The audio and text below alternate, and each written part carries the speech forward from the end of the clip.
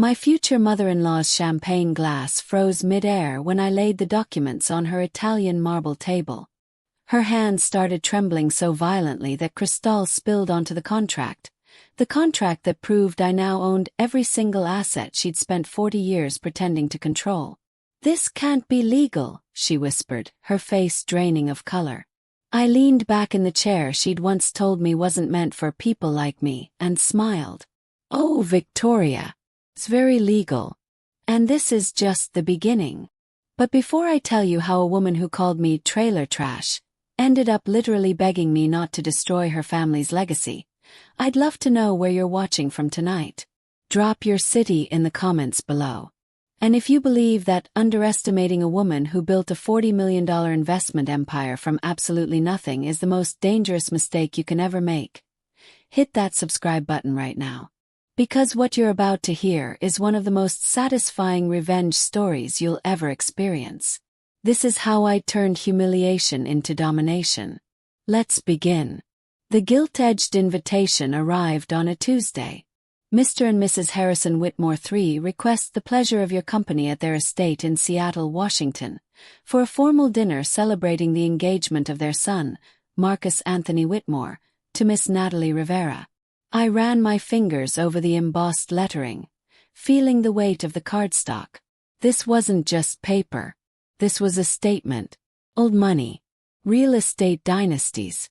Country club memberships that cost more than most people's cars. And I was about to walk into their world wearing a dress from Nordstrom Rack. Marcus squeezed my shoulder as I stood in our apartment, staring at the invitation. "They're going to love you, Nat.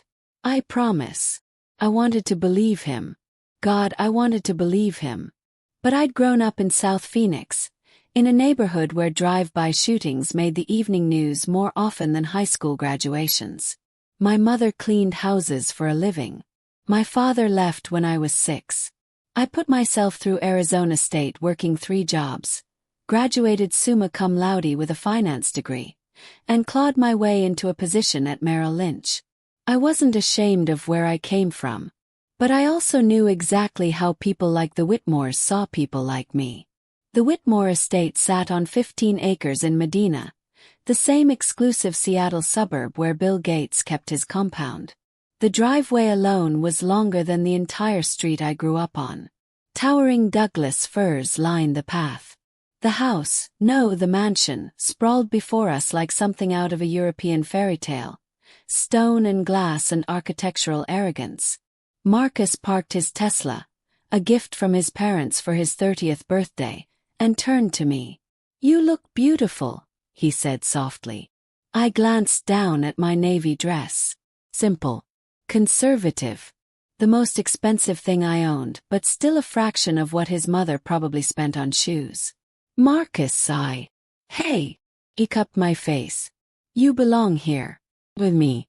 That's all that matters." My chest tightened. I loved this man. Truly. He was kind, genuine, different from the privileged trust fund kids I'd imagined. We'd met at a charity gala where I was working security on the investment side, vetting donors. He was there representing his family's foundation. We talked for 3 hours about impact investing and microfinance. He never once asked where I went to school or what my parents did. That was 8 months ago. Now I was about to meet the people who'd shaped him. Victoria Whitmore stood at the top of the entrance stairs like a queen surveying her kingdom. She was in her early 60s but looked 50. Blonde hair swept into a perfect chignon. A cream Oscar de la Renta dress that probably cost $15,000. Pearls, real ones, the kind passed down through generations, at her throat. Her eyes swept over me like a customs inspection. Cold. Calculating. Dismissive. "Marcus, darling." She descended the stairs with practiced grace and kissed the air beside his cheeks. "You're late. Traffic on 520 was brutal, Mom. You know how it is." Her gaze landed on me. "And you must be. Natalie, was it?" "Yes, Mrs. Whitmore. It's lovely to finally meet you." I extended my hand. She looked at it for a fraction too long before accepting it with the lightest possible touch, as if physical contact with me might be contagious. "Charming," she said, in a tone that meant the exact opposite. "Do come in. Harrison is in the library with the other guests." Other guests. Marcus hadn't mentioned other guests. The interior of the Whitmore estate was a museum of inherited wealth. Original artwork I recognized from college art history classes. Furniture that belonged in Sotheby's catalogs. Every surface gleamed with the kind of perfection that required a full-time staff. We entered a massive living room where a dozen people stood in clusters, champagne flutes in hand, their conversations a low murmur of investment talk and vacation home renovations. "Everyone." Victoria's voice cut through the room like a knife through silk. "I'd like you to meet Marcus's friend. Natalie. Friend. Not fiancé." The room's attention shifted to me. I felt their eyes like searchlights, scanning, assessing, judging. "Natalie, this is the Hendersons, the Castellanos, and of course, you remember Alexis Montgomery from Marcus's Stanford days." Alexis. A stunning brunette in a Chanel dress, with a smile that didn't reach her eyes. Marcus had mentioned her exactly once in passing as someone from school. She moved toward us with the confidence of someone who'd spent her entire life in rooms like this. "Marcus. God, it's been forever." She kissed both his cheeks, European style, and then turned to me. "And you must be the girl he's been hiding from all of us." "How unexpected." The word hung in the air. Unexpected. Translation: you don't belong here. Dinner was served in a formal dining room with a table that seated 20. I was placed, strategically I realized, between Harrison Whitmore III and Catherine Henderson, a 70-year-old socialite who looked like she'd been preserved in formaldehyde and expensive skincare. Marcus was at the opposite end of the table, next to Alexis. Victoria sat at the head, commanding the room like a general. "So, Natalie," Harrison said, swirling his wine. He was a large man with silver hair and the kind of presence that came from generations of people doing what he said. "Marcus tells us you work in finance." "Yes, sir. I'm an investment analyst at Merrill Lynch." "How industrious." Catherine's voice dripped with condescension. "And where did you study?" "Arizona State University." The briefest pause. The kind you'd only notice if you were listening for it. "A state school," Catherine said, as if I'd just admitted to learning finance from YouTube videos. "How resourceful." Victoria dabbed her lips with her napkin. "And your family, Natalie? Are they here in Seattle?" "Here it comes. My mother still lives in Phoenix. She works in hospitality." "Hospitality," Victoria repeated, her eyebrow arching slightly. "How wonderful. Hotels." The table had gone quiet. Everyone was listening now. "She's a housekeeper, Mrs. Whitmore." The silence that followed was suffocating. I could feel their judgment like humidity, thick, oppressive, everywhere. Victoria's smile was razor-sharp. "How admirable. Hard work is so important, isn't it? Though I do think there's something to be said for pedigree, background, the foundation one is born into." She gestured around the table. "Everyone here comes from families who've built legacies. Harvard, Stanford. Connections that span generations." My fingers tightened around my fork. "Marcus," she continued, her eyes never leaving mine, "has always been drawn to projects. It's very sweet, really. His compassion." Alexis laughed, a tinkling practice sound. "Remember when he tried to reform that troubled student at Stanford? What was his name?" "Enough," Marcus said quietly, but no one was listening to him. Harrison leaned back. "The point, Natalie, is that marriage isn't just about two people. It's about families, compatibilities, shared values and economic alignment. Are you saying I'm not good enough for your son?" The words came out before I could stop them. The room went completely still. Victoria set down her glass with deliberate precision. I'm saying, dear, that you come from a very different world than ours. And while I'm sure you're a perfectly nice girl, sometimes love isn't enough. Sometimes reality has to intrude. My throat burned. My eyes stung. But I would not cry. Not here. Not in front of these people. I excused myself to the bathroom. My hands shook as I gripped the marble sink. Perfectly nice girl. Projects. Different world. I stared at my reflection. The girl staring back had fought for everything. Scholarships.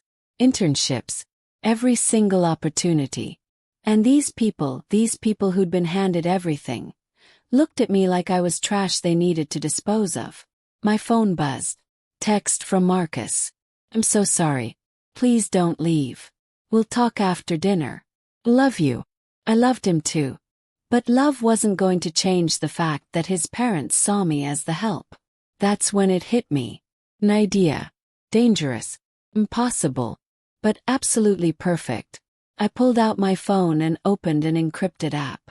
The one connected to my real work. Not Merrill Lynch. My company. The one I'd been building in secret for 3 years. Nighthawk Capital.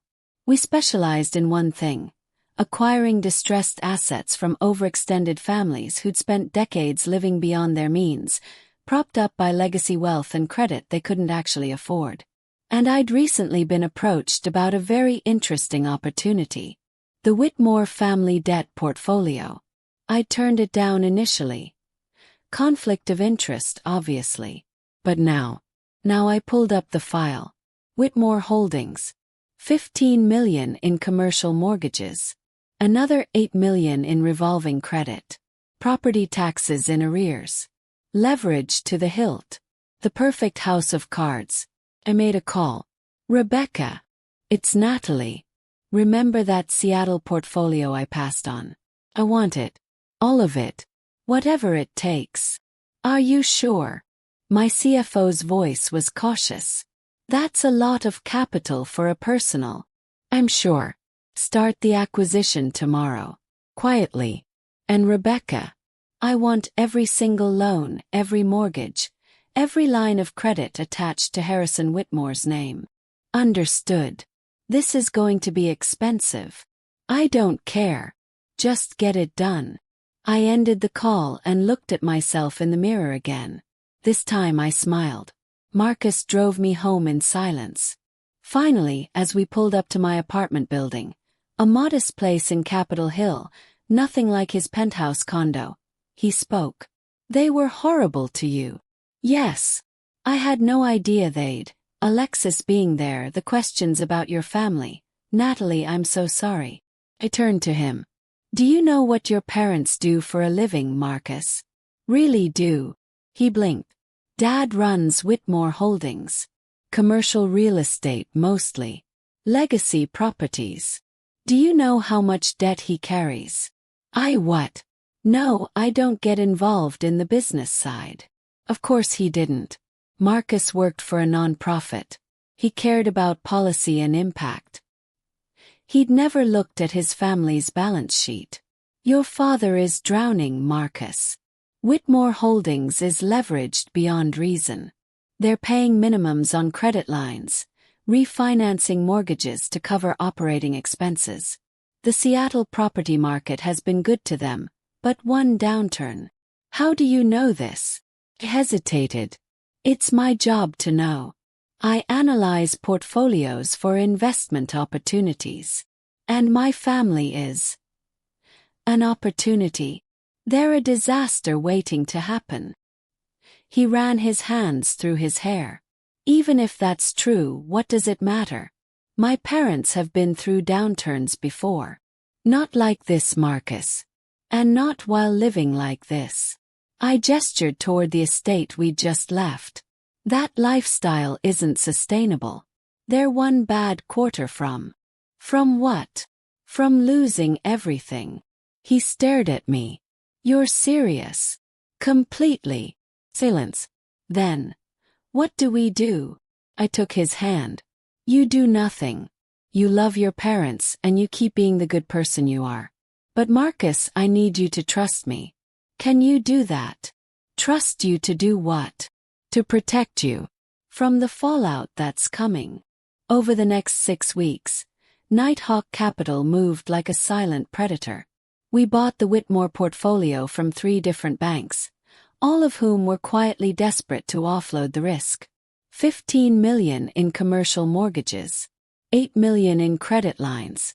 Even the mortgage on the Medina estate, a property they'd refinanced twice to pull out equity they'd already spent. Total acquisition cost $18 million. Current market value if liquidated, $29 million. But I wasn't interested in liquidation. I was interested in leverage. By mid-October, my company owned the Whitmore's financial future. And they had no idea. Darling, we simply must talk about the wedding venue. Victoria had invited herself to lunch at Canlis, one of Seattle's most expensive restaurants. Marcus had a work commitment, so it was just the 2 of us. She ordered champagne without asking if I wanted any. I've spoken with the Seattle Yacht Club, she continued. They can accommodate up to 300 guests. Of course, we'll need to trim your list significantly. I'm sure you understand. My list? Well, yes. Your side of the family. She said it like my side was a euphemism for something distasteful. I'm sure they're lovely people, but this is going to be a rather formal affair. Black tie. Seated dinner. The kind of event that requires a certain comfort level with society. My jaw tightened. You're saying my family wouldn't be comfortable? I'm saying, dear, that we want everyone to enjoy themselves. And sometimes mixing very different social circles can be awkward. For everyone involved. So my mother, who raised me by herself while cleaning houses, wouldn't be comfortable at my own wedding? Victoria sipped her champagne. I'm sure she's a wonderful woman. But Natalie, let's be practical. This wedding is about more than just you and Marcus. It's about families coming together, reputations, legacies. And I'm a threat to your legacy. I didn't say that. You didn't have to. She set down her glass. All right. Since we're being honest, let me be very clear. You seem like a nice enough girl. But you don't come from our world. You don't understand how things work at this level. Marcus is set to inherit a substantial estate. He needs a partner who can navigate that world. Who can host the right events, know the right people, maintain the right image. Someone like Alexis Montgomery. Victoria's smile was cold.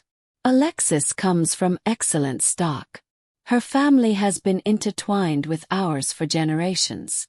She went to Stanford with Marcus. She understands the expectations. And I'm just the poor girl who got lucky. Your words, not mine. I leaned forward. Mrs. Whitmore, let me be very clear. I love your son. And I'm going to marry him. Whether you like it or not. Whether Alexis Montgomery is heartbroken or not. Whether my mother is comfortable at the yacht club or not. Victoria's eyes narrowed. You're making a mistake. Marriage is hard enough without these kinds of class differences. Maybe. But that's our mistake to make. She stood, leaving her champagne unfinished. We'll see how you feel when reality sets in, Natalie. When the bills come due and the lifestyle you're trying to maintain becomes impossible. Gold digging only works if there's actually gold to dig. She walked out, and I pulled out my phone. The message to Rebecca was simple. Accelerate the timeline. I want them to know by Thanksgiving. November arrived with rain and falling leaves. Marcus had been quieter than usual. His parents had been calling him constantly, always about business matters that didn't concern me. They want me to invest in a new development project, he told me one night as we cooked dinner in my apartment. Some commercial property near the waterfront. Dad says it's a can't-miss opportunity. How much? $3 million. I nearly dropped the knife I was chopping vegetables with.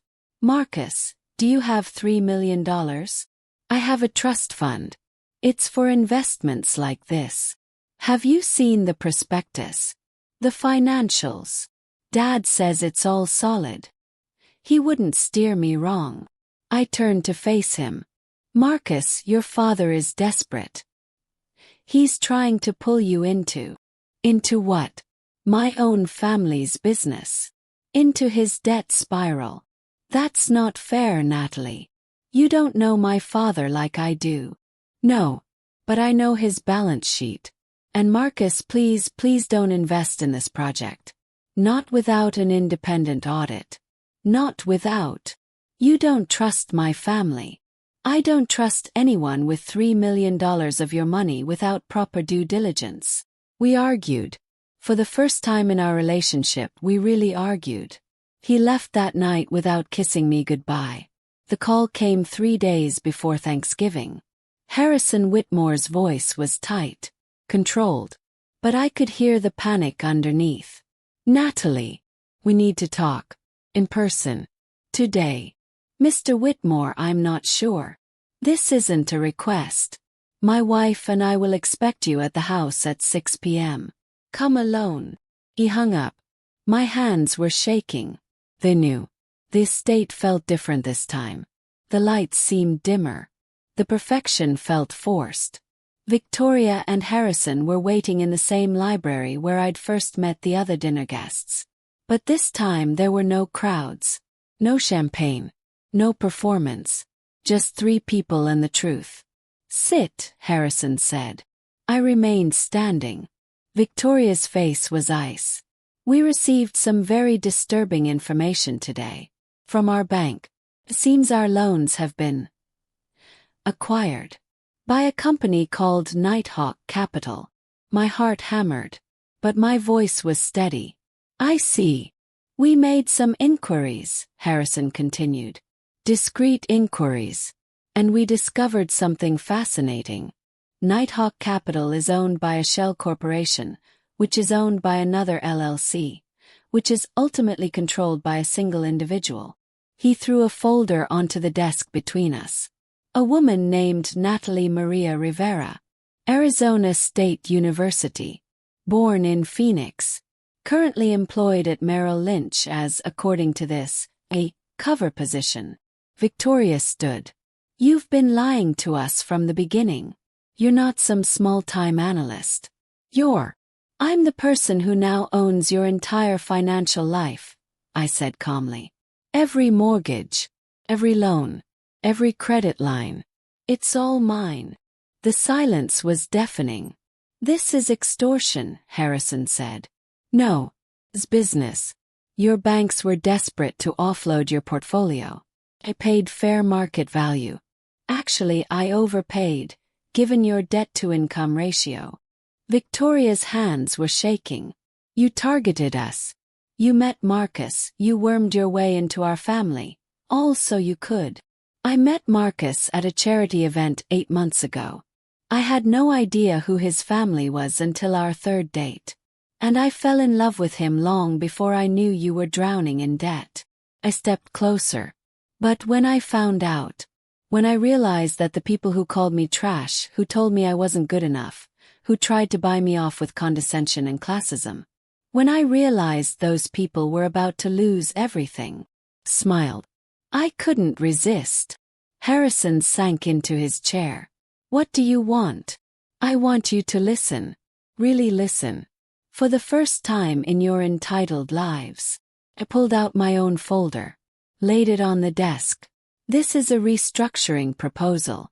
Nighthawk Capital will consolidate your debt.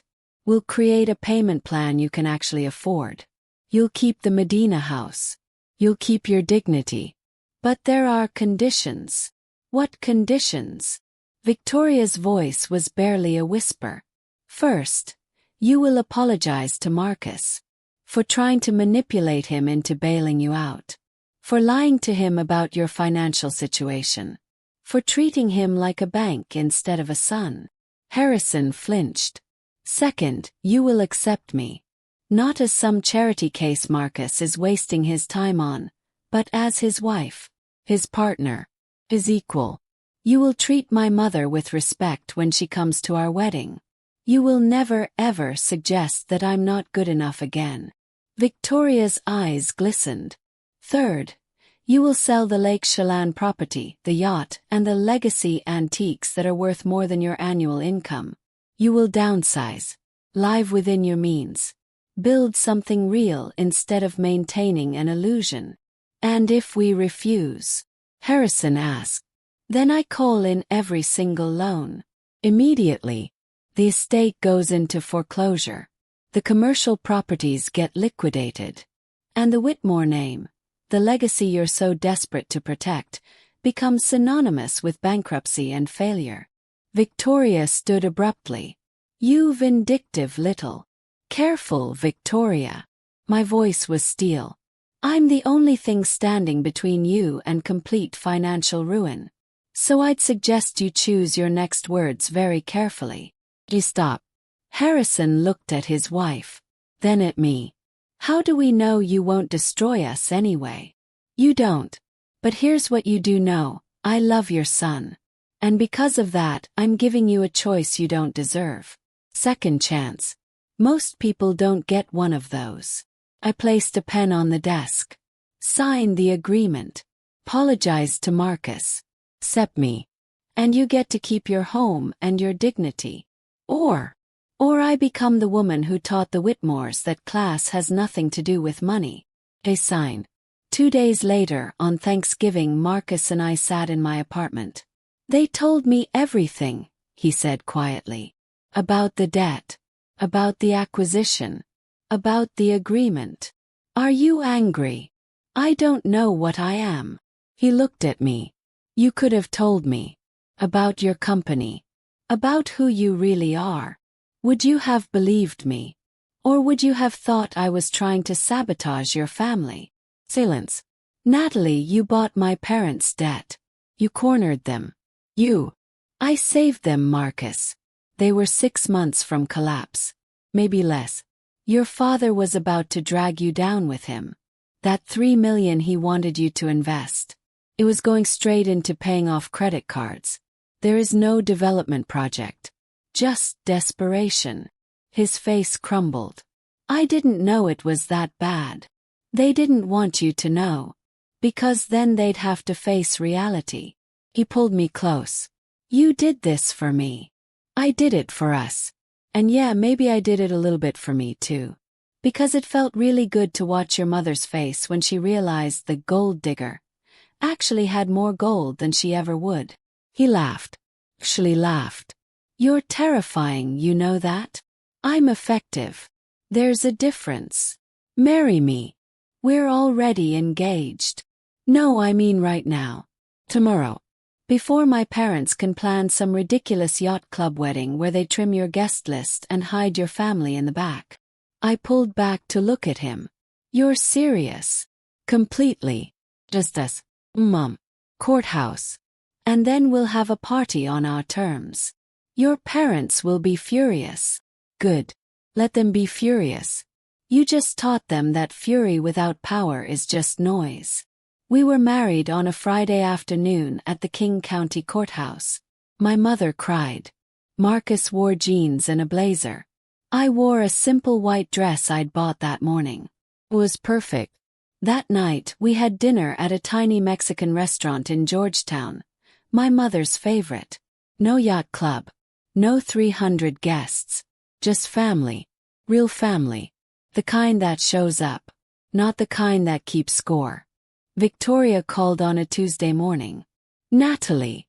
It's Victoria. I was wondering if you had time for coffee.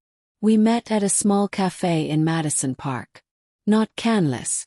Somewhere quiet. She looked different. Older maybe. Or just more real. The Lake Chelan house sold, she said. For more than we expected. I'm glad. Harrison started consulting. Helping other families avoid the mistakes we made. His happier. Think. Working again. Building something. That's good, Victoria. She looked at me. Really looked. I was wrong about you. About everything. Yes, you were. I was so focused on maintaining an image that I forgot to look at what actually mattered. My son. His happiness. The real value in life. I sipped my coffee. Is this an apology? It's me trying to be better. Trying to be the kind of mother-in-law who deserves a woman like you. Then let's start there. Be better. Not perfect. Just better. She nodded. I'd like that. We talked for an hour. About real things. Honest things. And when we said goodbye, she hugged me. It wasn't perfect. But it was real. And sometimes that's better than gold. Here's what I learned from all of this. Money doesn't define your worth. But understanding money, truly understanding it, gives you power. And when people who've never had to fight for anything try to make you feel small, sometimes the most satisfying response is showing them exactly who they're dealing with. The Whitmores taught me that legacy means nothing if it's built on lies. That old money can be just as broke as anyone else. They're just better at hiding it. And that the people who look down on you the most are often the ones standing on the shakiest ground. I didn't destroy the Whitmores. I gave them a chance to rebuild. But I made damn sure they knew who was holding the hammer. Sometimes revenge isn't about burning everything down. It's about proving that the person they underestimated was the only one strong enough to keep them standing. So if this story gave you chills, if it made you want to stand up and applaud, smash that like button right now. And tell me in the comments. Have you ever been underestimated by someone who later regretted it? What happened? I want to hear your stories. And of course subscribe. Because I bring you stories like this every single week. Stories about justice. About revenge. About people who refuse to stay down. Thanks for watching. I'll see you in the next one.